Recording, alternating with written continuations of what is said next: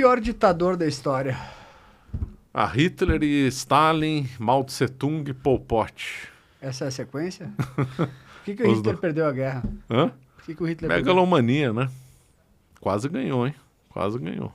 Podia ter ganho a guerra se não fosse teimoso. Não estou defendendo que ele tinha que ganhar, claro que não, né? Era melhor que o Hitler nunca tivesse feito nada na vida. Mas a Alemanha podia ter ganho a guerra se não fosse teimosia dele, Hitler. Megalomania e teimosia. Em que ponto?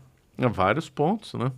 Invadir a Polônia? Invadir a União Soviética foi um deles. Mas mesmo... Essa foi uma loucura. Essa foi a pior delas, a megalomania. Se ele tivesse mantido... Porque ele fez acordo com o Stalin, né? Eles tinham repartido, isso aí ninguém fala, né?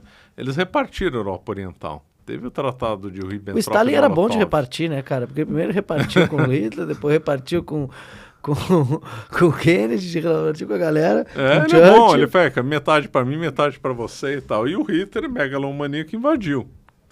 Mas a Alemanha podia. A Alemanha faltou petróleo. Se a Alemanha tivesse mais petróleo, a guerra teria sido mais prolongada. O Hitler era muito mais teimoso em estratégia. Se ele tivesse dado mais liberdades para os generais, as coisas teriam sido diferentes. Ele não orientou a indústria bélica alemã no rumo certo. Cismou com coisas que não davam certo. Por exemplo, navio. A Alemanha não era boa em construção de navio. A Alemanha era boa em submarino. O Donatz, que era o almirante submarino, pediu para o Hitler, e a Alemanha tinha condições de construir 300 submarinos. Com 300 submarinos, tinham cercado a Grã-Bretanha e forçado a Inglaterra a fazer a paz. Só que o Hitler cismou com marinha de superfície, construiu um monstrengo chamado Bismarck, que a Inglaterra fundou. Então ele era meio teimoso em muitas áreas, ainda bem, né? Ele perdeu a guerra. Mas ele sim, ele é um nome mais imediato, com razão, um genocida, um assassino brutal.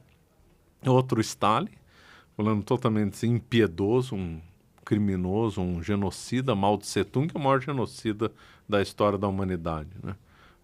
Nas mãos dele corre muito sangue lá. Ele matou, não ele lá, enforcou o chinês, né?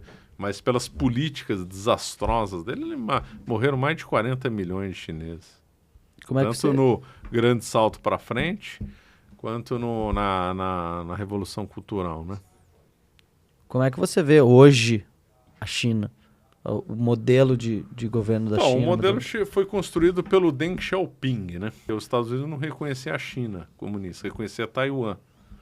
E aí uma política do Henry Kissinger com o Nixon era o presidente, Henry Kissinger secretário de Estado, e mais um Rockefeller, né? Mas era o Nelson, era o David Rockefeller, acho que era o David Rockefeller.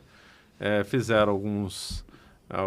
ou melhor, o David Rockefeller e o Kissinger ficaram obcecados com a China e propuseram para o Nixon abrir mercado com a China e fazer um acordo com a China em detrimento de Taiwan. E o Nixon aceitou. O Nixon visitou a China. Fez a ONU trocar a cadeira de Taiwan para a China. E lá já começaram alguns investimentos, ainda na época do Mao Tse-tung. Só que aí a coisa aumentou com Deng Xiaoping. Deng Xiaoping sucedeu o Mao Tse-tung. Mao Tse-tung morreu em 1976. E o Deng Xiaoping, depois de uma luta pelo poder, assumiu em 78. Deng Xiaoping tinha sofrido muito com fome, perseguição. Então ele idealizou uma China com regime fechado e abertura de mercado.